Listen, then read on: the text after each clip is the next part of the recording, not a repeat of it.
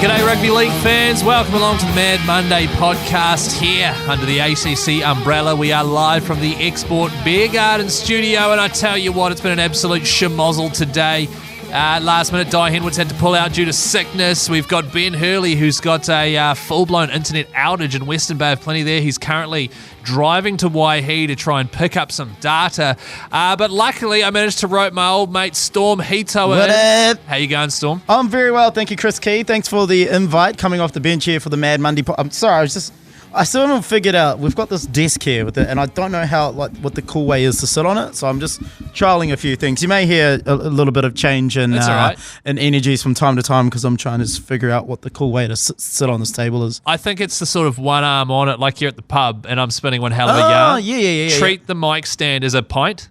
Oh, okay. You know what I mean? So you're not touching it unless you want to drink it, and you're just sort of leaning over it protectively. Yeah, sweet. And it's a real casual environment. Speaking of casual environment, actually, one thing I like to do after I have been at said establishments is stop at Wendy's on the way home and sink my teeth into a Baconator, maybe a Chickenator, or maybe a Mushroom Melt, Storm. Which of those three would you... Mushy melt. Yeah, I ordered 2 on Saturday. Jeepers. Yeah, I ordered 2, and then I got the middies some nuggets. I got me... One of them was a meal. One of them was an extra mushy melt. She got the nuggies. Lying down on the couch, watching some rugby. That there is heaven. I actually am a massive fan of the nuggets as well, and the sweet and sour sauce for some reason. I'm just addicted. I also live 50 metres away from a Wendy's, as you know. Yeah, so you walk there, right? So yeah, nah. You got Uber Eats, eh? Drive through, baby, every time.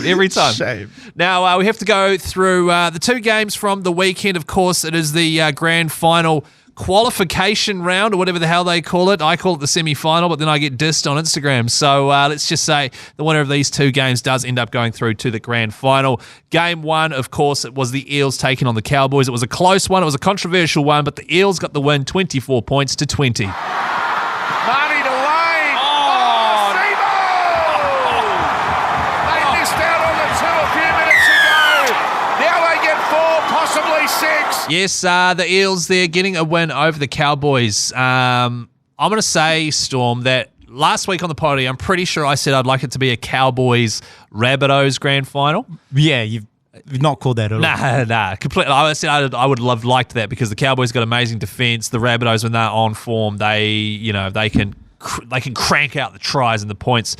What's happened instead is the Eels have just got past the Cowboys, and to be honest, that first half was an absolutely shocking display. They completed at 50%. Yeah, that was, it got good towards the last 20 minutes because it actually felt like there was a bit of like blood in it. Yeah. They were all playing hard out, but that first half was shit. That was hard to watch. It was hard to watch, and I think the Cowboys just ran out of gas in the last 20 because they're so intense defensively and offensively as well. But then once they started to run out of gas, then the Eels sort of managed to get through. Obviously, a lot of controversial calls. The Mitch Moses forward pass to Isaiah Papali'i being the main one. Sicky try, though.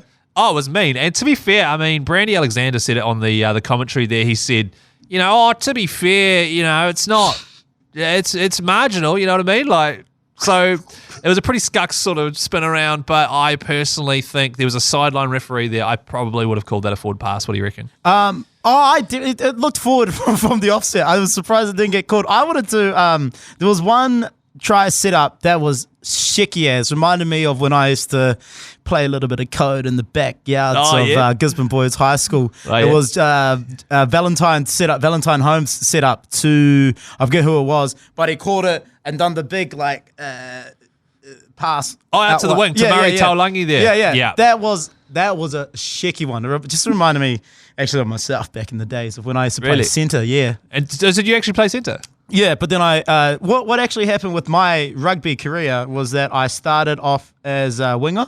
Yeah. And then as I got older, you moved inwards? My metabolism also got slower. And so I just started growing up. So I went from wing to centre to number 8, 6, prop. Oh, you're talking about rugby union. Oh, and rugby league. No, I went the other way. So I started at prop. when I used to play rugby league for South Sunnybank Juniors. Yeah, boy, that's where Jonathon Thurston used to play. Hey, did I tell you guys he used to play for the same junior club as Jonathon Thurston? No, I've said you it a didn't. couple of That's times amazing. in this podcast. No. But I used to live down the road from Lote Takiri as well, and he used to play for South Sunnybank. I started as a prop, ended up going out to the wing. Why? Because I was lazy. Hell yeah. Oi, Storm, that is one Because I hell. was lazy as shit. Yeah. And what they did is just park me up. I was like, Manu Vative. They're just like, just please catch the ball and score tries. Oi, guess what I did? Drop the ball? Them all the time. And then at prize giving, right? At prize giving, I thought I was going to get rookie and player of the year. I scored no tries, no meters. I got ditched out of the team. I was upset, but Hey, look, you're here now on the Mad Monday podcast on the forefront of NRL coverage. So who's laughing now? yeah, take that, South Sunnybank Magpies, you shitheads. Oh, JT, what a legend as well. I can't believe you used to be mates with him. So that first try was definitely a forward pass in my book as well. There was another questionable one. I think it was Sean Lane who did the exact same pass later on in the game. Mike Acevo ended up scoring there.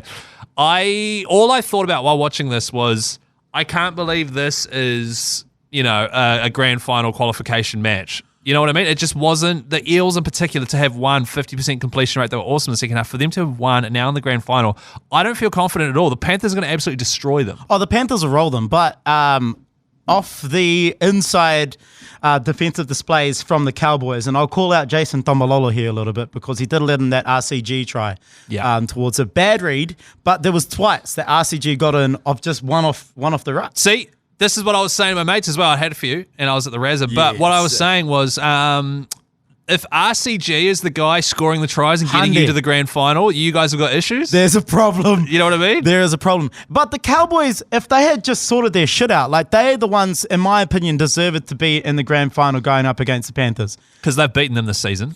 Have they? They've beaten the Storm. Yeah, they beat them earlier in the season. Yeah, so they've shown they can do it. It's just when grand finals time comes around. You know what I mean? I just think the Cowboys just play a bit more of a more attractive style of rugby league that Absolutely. can go against the Panthers. I feel like the Eels and the Panthers, to some extent, are kind of a little bit similar. Like there's a lot of reliance in the halves with the Eels.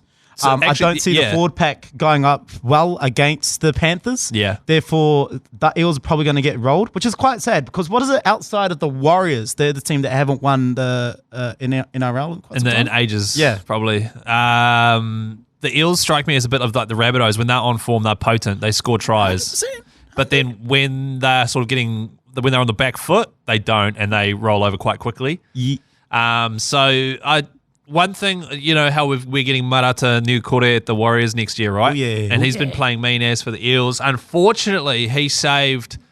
I mean, they won, so who cares? But he left a massive gap. Him and Gutherson left a huge gap there. Who was it that scored? Oh, that was off the Drinkwater play. Ruben Cotter. Yeah, Cotter. Yeah, so it was the Cowboys' first try. It was a massive gap left by Niukore and Gutherson. And up to this point in the season, he's done nothing wrong, Niukore, so I've been excited. So I was a bit like, damn it.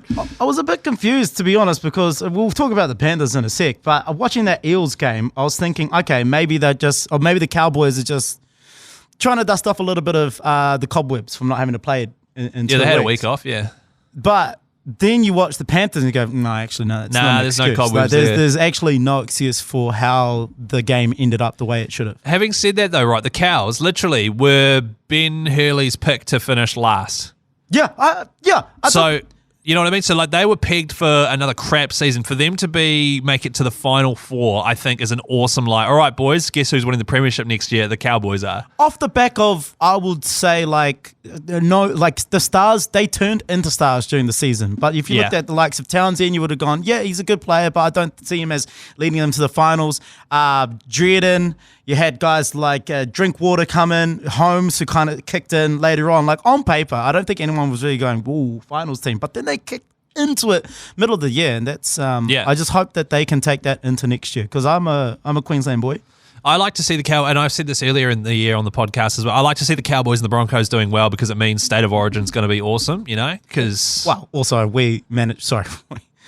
Queensland managed to win it when the Queensland teams were doing shit. What was it, like 2 years ago? It was hugely embarrassing. Why would you bring that up? Yeah. But you know what I mean? Like, because the Sydney teams are, like, the Panthers and the Roosters are cooking at the moment. Yeah, but you think about all the teams that are being led by, like, that are winning, there's all mostly Queensland. Yeah, all right, man. Okay. Seriously, man. Like, don't come in here and start doing, you know what I mean? But yes, it was the Eels getting the win over the Cowboys there, 24 points to 20. Shout out to Jason Tamalolo just quickly, who managed to sit down Isaiah Papali'i twice. And because Papali'i has been a beast these last 2 seasons. And JT managed to still show him that even though he's a beast, JT is just an absolute freak of nature. And another thing, the Eels need to use frickin' Mike Acevo more. He did nothing all game. Apart from that one try at the end. He scored one try. 20 minutes. That's it. He is a huge 120 kg man who has shown in several highlights packages, usually against the Warriors, that he can run and fend people off and smash people over. He barely had the ball, you know what I mean? Get involved, son. Yeah, well, guys like Sean Lane probably have a mean highlights package against the Warriors, considering that he's played for us as well. Everyone's got a mean highlights package against the Warriors. Love you guys, but fuck. Yeah, I know. It's Sean Lane. Holy cow, one of the best back rows. Anything else you want to say on this before we move on? No, the Panthers and the Bunnies game is one that I want to talk about. Yeah, the Panthers and the Bunnies. But, Storm, before we get to that, mate, we've got to bring up our good friends at the TAB. They've come on board and they want to help everyone out for the grand finals, right? Because you and I, massive Warriors fans, right? Yeah. As is Di Henwood and Ben Hurley. Di Henwood, arguably the biggest Warriors fan in New Zealand outside of the old Mad Butcher there. Basically, they've set up a new campaign designed to let everyone know that it's okay to cheat on the Warriors at grand final time, you know? That's fine. It's called the Hall Pass. Actually, you'll see Ben Hurley all over the marketing. You'll hear him on the ads. I was just getting some lunch there in a little cafe, and I heard Ben Hurley's dulcet tones coming across the speaker system. How did it sound? He was like, oh, TAB Hall Pass. No, it's spot on. No. Spot on. Actually, maybe I just pretend Ben's here and do his voice for the rest of the podcast. No, that's not how he sounded. It was far more awesome than that. Basically, TAB, they're encouraging you to cheat on the Warriors. It's okay at grand finals time. They're doing that by giving you a $20 bonus bet on any grand final bets. You just have to use the code HALLPASS. Mm-hmm. How do you spell that, Storm? Believe, hopefully it hasn't changed in a while, but HALLPASS. Correct, son. Yeah, thanks. You might have been shit out at league, but my friend, you can spell. You are the Jonathon Thurston of spelling. So basically, Storm, I want to know, who was your NRL Hall Pass team throughout the season, but mostly importantly for the finals as well? Did you have a backup team during the season? Yeah. My backup team was the Broncos, but let's not go there. Then he slowly moved into the Cowboys. But if we're going into the finals, let me have the Panthers. Reason being, that they're going to win? No, well, yeah, I get that bragging rights, but reason being, and if I'm treating it the same as a normal hall pass, like there's a couple of Māoris in the Eels, and if we were to get frisky, like it's like, you know, doing your cousins and stuff. So, is that what a hall pass is? Is that what this hall pass is about? No, who are you supporting in the grand final? Ah, right, yeah. Yeah, the Panthers. Panthers. Yeah, because they're really good at rugby league.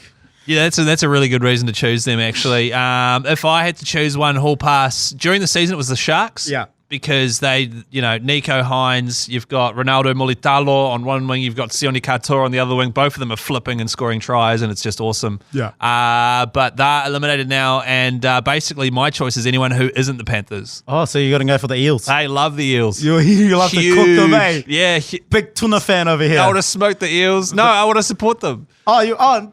I actually hate eating eel. Do you really? Yeah.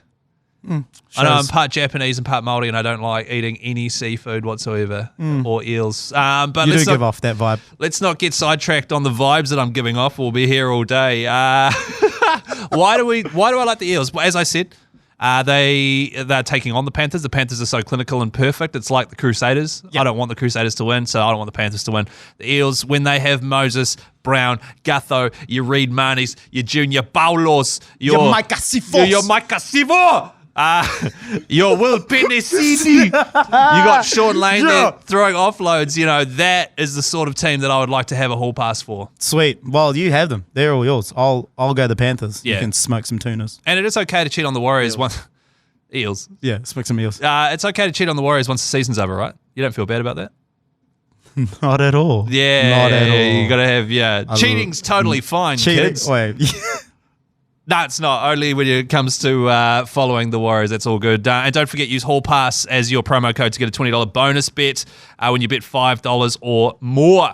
And you'll also go on the draw to win a 5-season Warriors pass for you and a mate. So let's take a real quick break here. We'll be back soon, Storm, and then you can sink your teeth into 2 baconated mushroom melts and also the Panthers Rabbitohs game. Not guilty, Your Honour.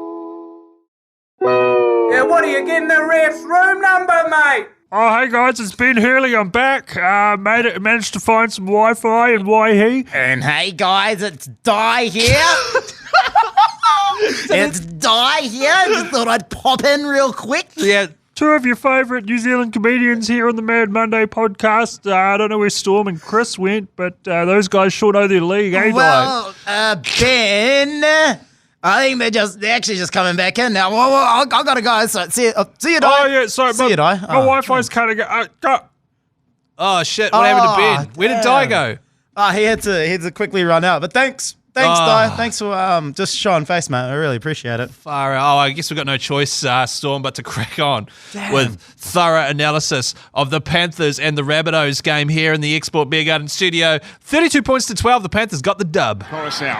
Away for Cleary. He kicks. He goes himself. He was taken out. Cleary going to be a try anyway. Spencer Leniu races after the Cleary kick and scores. Oh, Spencer Leniu there in the open scoring a try without getting absolutely KO'd by the forearm of Tahnea Milne.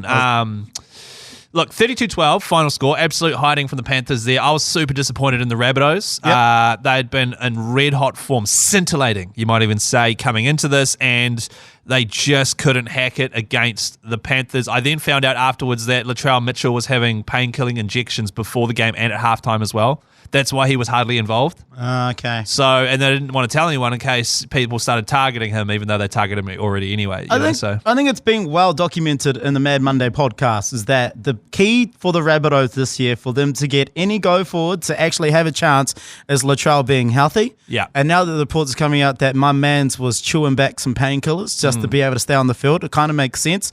I think the Panthers they got a little bit scared. I was going to say maybe it's 2 weeks, so they're trying to get back into shape, but far out once they kicked in. Yeah, the first two like Rabbitohs tries were pretty slick, and I was excited. They were nice, and I was like, okay, cool, we're gonna make a game of this. This is great. And then they just got messed. Like the Panthers took 15 minutes, 20 minutes to sort of get up to speed, and then they just rolled on. And I was talking about this with a mate of mine who's a massive Panthers fan, and I was saying. And I thought it was a hot take, so I'm going to say it here on a podcast. Hot take, fire it up. Thank you. We need to get the hot take sting, mate. Actually, just clip that bit off that Storm just did. That'll be perfect. The stonker take of the round. The Rabbitohs have a couple of guys in their team, right? They've got Tahnea Milne, Isaiah Tass, and then they had Richard Kenner playing a second ever game on the wing, covering for Alex Johnson, who was out, who's a big out as well. They've just got a few players in their team who are massive liabilities when the pressure's on. And, whereas the Panthers, you look at the team across the board, not one single player you can point at on that side and go, oh, if the pressure's on, this guy's going to stuff it up. You know what I mean? Whereas Tahnea Milne, he loves a head high. Like, God, he loves a head high. I don't get it. And Huge liability. I think the last time I was on this podcast, the Bunnies had beat. It was the seven card bloody thriller. Oh yeah, that was an amazing game against the Roosters. Of which Tahnea Milne was two yellow cards. Yeah, and then you go, surely he's learned his lesson. Yeah. How wrong was I, Keezy? Because he comes in with possibly one of the stupidest head highs I've seen. In his credit, Leniu was trying to dodge, but still he was his. It doesn't matter. So Leniu was sort of starting to go down a wee bit and trying to dodge. The technique that he came in with the swinging arm was swinging, bro. Was only ever designed to hurt someone in the head. Yeah, I've seen that. I've seen that move play off at the Te Aroha pub in the car park. Really, the Te Aroha one? Oh yeah. Well, like where my family's from. Yeah. The RSA there. Yeah, Keezies. Keezies, they call it. They call it the Keezy. I don't think they would. If I went down there, they'd eat me alive, actually. It's been a while. And so, that was done from Tahnea Milne. And I said, a couple of weeks back, he is the Wonga Blake of the Rabbitohs. Wonga Blake always drops the ball. He's a clean player, but he just drops the ball. And that happened a lot in that Eels Cowboys game. Wonga Blake is interesting, Because if you YouTube Wonga Blake highlights, fuck, they are outstanding. Yeah. But then you go... You Google highlights. How often can I get a highlight? And then you realize it's just highlights from 2019 or 2020 when he was kind of... No, he just keeps playing. Well, they've found out... And actually, that was one thing. The Cowboys stopped bombing it to him. I hate to go back to the Eels game, but remember he dropped that ball off the high ball and then they didn't kick it to him once more the entire game, so that's stupid. But Tahnea Milne is the Wonga Blake of the Rabbitohs, even worse actually because it's just discipline, high head tackles. Like any chance of a comeback was completely ruined. The other issue that they have, aside from that, and aside from Latrell being sore, and as you said, he is one of their key. He is the key player. Mm-hmm. Cam Murray, I'd say, is another key player. He is constantly being knocked out and injured, and they need his quick play of the ball and his ruck speed and stuff to get their backline started. And he is so in the wars. Him and Latrell both being in the wars, Cody Walker starting fights everywhere. Unless all of them are healthy and all of them are chill, it just falls apart. It's like the Warriors. I don't. It's like the Warriors, except for we don't have a Cam Murray caliber, and a Latrell. But you know what I mean. So there's a lot that needs to go right for the Rabbitohs to click. Yeah. That actually, you make a good point. Like the foundations, if you think about who had the better foundations to be able to afford to make mistakes or do stupid and head high tackles, certainly lent more towards the Panthers. Absolutely. Because they are more level-headed from 1 to 13. That's normally on the park. I think it was just a display of pure control, which is what the Panthers have done all season. Like they might find themselves backed up in the corner for about 10, maybe 15 minutes, but they always manage just to be able to play and park themselves right in the opposition half and then just muck around with it. Like Nathan Cleary shouldn't be scoring tries like that so easily in a semi-final or preliminary final, whatever you call it, final. Yeah, absolutely. Grand final qualification final. Yeah, that's it. I think the final of the semi-final qualification, grand final. It is confusing. But you're right. And the thing about the Panthers too is Nathan Cleary is arguably one of the best players in the world, certainly top 3, and he did score a try and he slotted all his conversions, but he didn't stand out as having like a particularly amazing game just because the caliber of the whole team is so high. But that's the thing. Like Cleary did have a good game. He had a great game. He had a good game. He just was. I wouldn't say outshone. It was just chilling. Yeah. And then you've got guys like Dylan Edwards who gets through so much work for a little guy. Even Jerome Luai had a relatively quiet game until he set up that one try. He's giving me mad Matt Utai vibes. Why is that? Just because that try that he what was that, like the random intercept or the drop ball that he picked up? Yeah, he bumped off Cody Walker. He bunted off Cody Walker. But even the way that he was running, he's like, he looks small and nuggety, which I'm sure he's not. But as I was watching, I was like, wow, that reminds me of Matt Utai back in the Bulldogs day when you could get him running up in like 10 meters. He'd bunt off anybody. Well, that's the interesting thing about Brian To'o, and that's actually quite a good, what's it called? Oh, the word you're looking for is an analogy, Chris. Oh, Ben's come back. It's quite a good analogy you used there. You compare him to Josh Adokar, who's an absolute lean, muscly, tall winger, right? Speed demon. And then he's just the complete opposite, which is like a small, incredibly bulky rectangle of a man who over the first 10 is fast as, but once he's up at full speed, the sheer inertia, Storm. Good luck stopping that. He's bumping off Cody Walker, who's fallen over, who's tripping up Damien Cook, and then Lachlan Ilias is falling over. It was also hilarious. That try kind of needs that. Because everyone the Benny Hill dudes are, because they're all just tripping over themselves like fucking clowns. Yeah, we were. Well, they were. I was tripping over myself too in the living room because it was just so awesome. What? Yeah. But yeah. Anyway, Panthers. Great.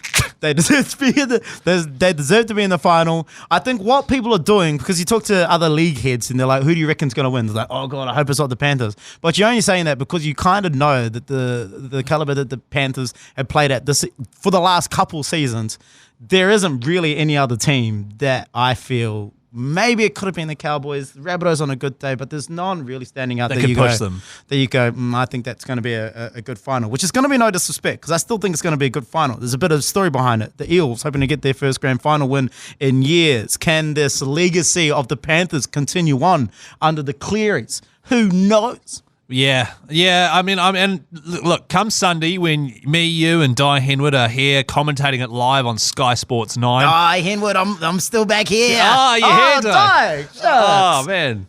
Okay, no, if you got to go, see you, mate. That was quick. The three of us are here commentating. Adam, are you doing that one as well, producer Adam?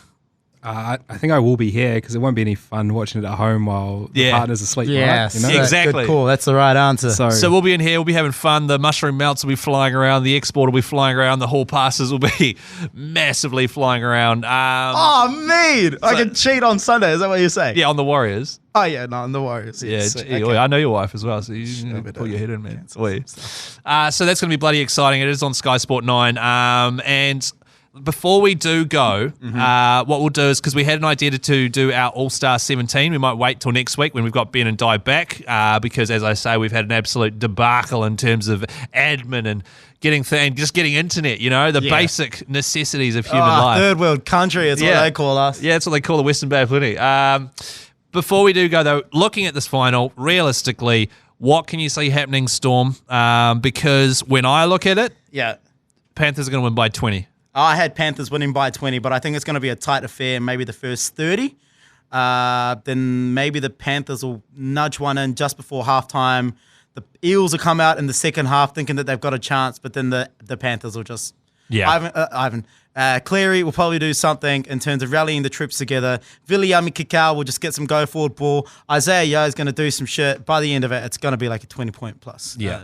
That's the way I'm seeing it. But what are you hoping for? Because I am hoping... I want the Eels to win, I want the Eels. They're going to have to be clinically perfect. Moses is going to have to be on song. Dylan Brown's going to have to get a scucky sidestep going. I need the Eels to win because as we head into the World Cup campaign, guys like Isaiah Papali'i and Dylan Brown, to have that on the back of them heading into the World Cup, like these guys could be leaders for the Kiwis. Actually, New Kore as well for the Warriors. And New Kore as well. Like these guys could genuinely be leaders for the Kiwis. This is a team that's going to consist of Jesse Bromwich, who's a leader in himself. Had Brandon Smith. Like I'm trying to name all the Storm players to be completely honest. But these guys, I think they just need it for the Kiwis, and I want it for Isaiah Papali'i. Yeah, same. Like treat it like trash. The Warriors. Yeah, and then he's shining beautifully. His metamorphosis into a butterfly is a word for you.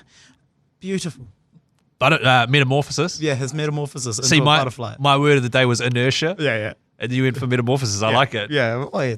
Did the intelligence of this podcast go up? Massively. Ben and Di don't know those words. Absolutely not.